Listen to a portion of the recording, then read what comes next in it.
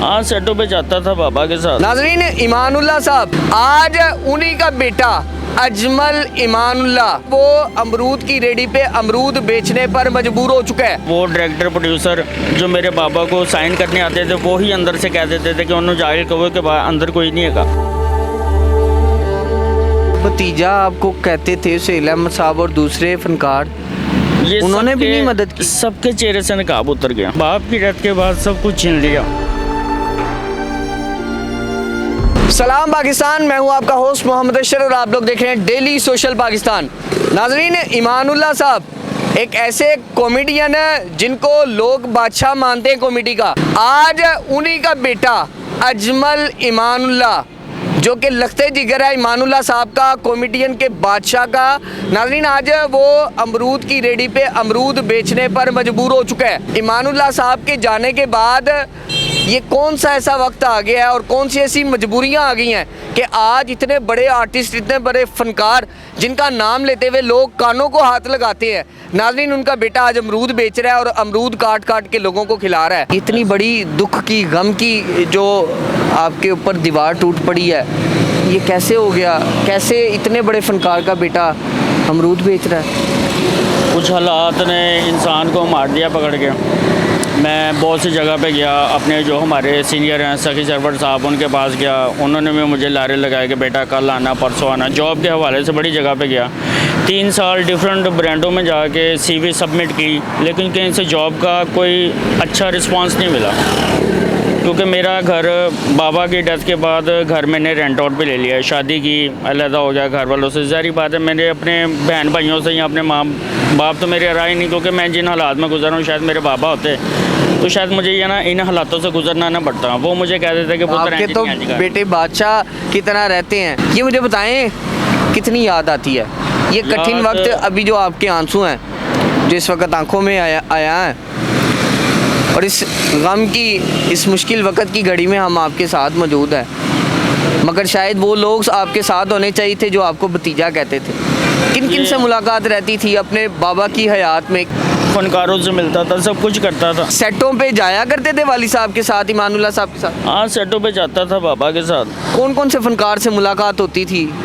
सभी फनकारों के साथ मुलाकात होती थी। प्यार करते थे? प्यार करते थे। फिर मैंने ये देखी चीज़, ये नोट की है मैंने कि मेरे बाबा जिंदा होते तो शायद,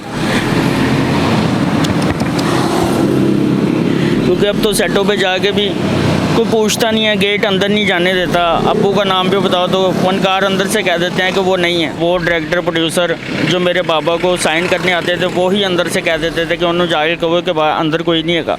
जो भतीजा आपको कहते थे सुहेल अहमद साहब और दूसरे फनकार, उन्होंने भी नहीं मदद की। सबके चेहरे से नकाब उतर गया।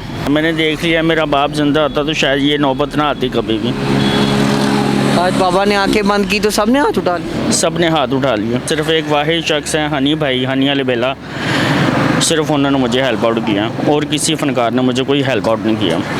उस हेल्प आउट के बावजूद भी आज आप ये काम करने पे मजबूर हैं?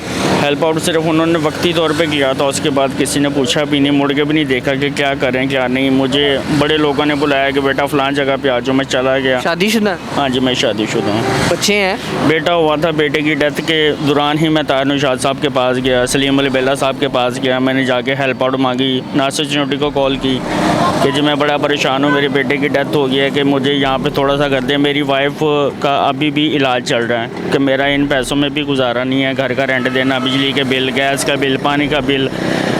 क्योंकि घर मालिक मकान ने भी बुला के यही बात बोली है कि जी इस महीने का रेंट ना दिया तो घर खाली कर देना। नाज़रीन, ये दौर आ गया है, ये वक्त आ गया है कि एक स्टार का बेटा, इतना बड़ा नाम जनाब ईमानुल्लाह साहब का बेटा आज कहता है कि मैं ख़ुदकुशी करने पे मजबूर हो चुका हूँ। कोई शख्स जो है वो सुनने को तैयार ही नहीं है कि ये उन्हीं का साहबजादा वापस आ रहा है और आपसे अपील करता है हेल्प की, मगर कोई शख्स इनकी एक आवाज़ सुनने को तैयार नहीं। हर शख्स के चेहरे से जो नकाब है ना मोहब्बत का, वो उतर चुका है।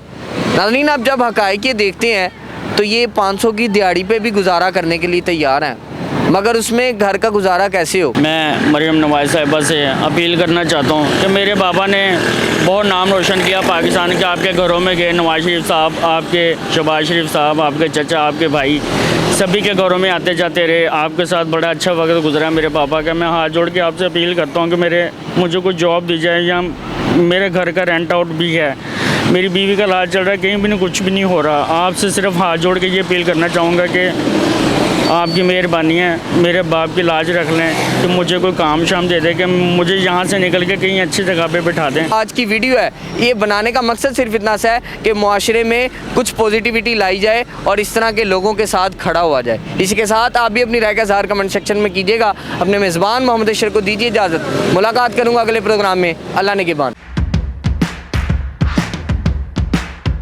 नाज़रीन गिरामी, कबल आपसे एक गुजारिश है कि हमारे चैनल को सब्सक्राइब कर लें।